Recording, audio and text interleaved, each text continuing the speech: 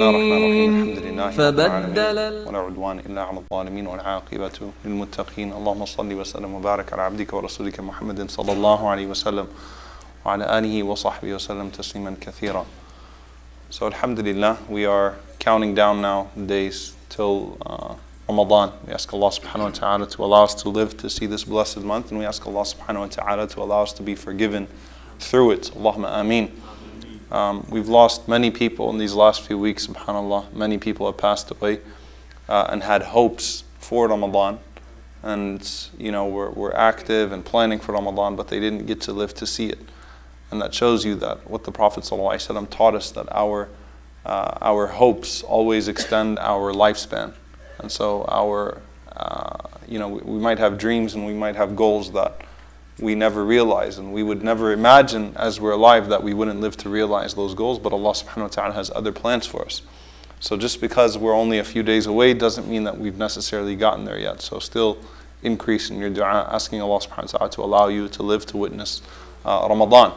I wanted to address an issue, inshallah ta'ala, as we have many Ramadan issues coming up, not necessarily from the fiqhi perspective, but now more from the spirituality perspective.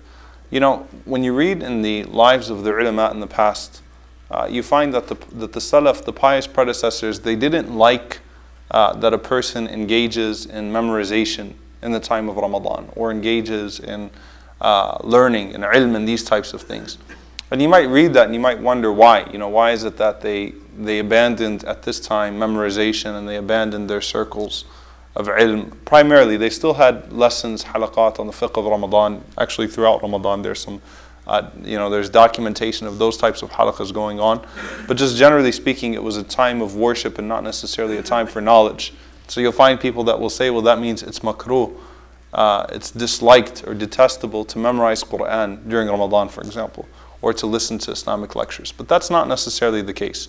Obviously, those statements are made in a certain context where people already have an understanding of the Quran, they already have a solid memorization of the Quran, they're engaged for the rest of the year in Islamic lectures and knowledge and things of that sort. And so now, when they're in Ramadan, it's a time to really refresh and review. The idea is that Ramadan is a time to engage the heart, not necessarily to engage the mind.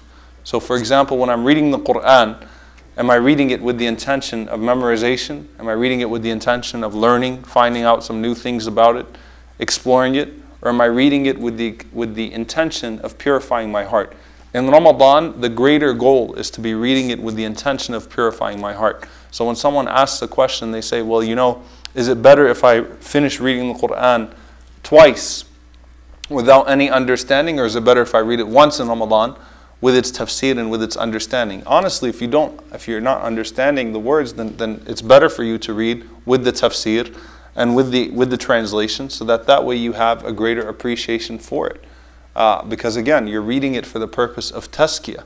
When these imams in the past used to read it, you know, at the frequency that they did, which sometimes seems unbelievable to us, you know, once or twice a day, they were reading it with an understanding of it as they were going through it. They were spending the rest of the year studying its meanings and teaching its meanings.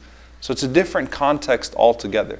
So, you know, if listening to an Islamic lecture is going to keep you away from something that's less desirable, i.e. the World Cup, you know, or something that's not of no benefit to you, then alhamdulillah, you know what, engage yourself with that.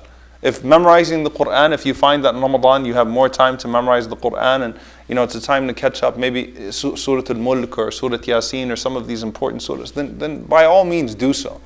But the point is that there should be some time that's dedicated to reading and studying only for the sake of purifying the heart.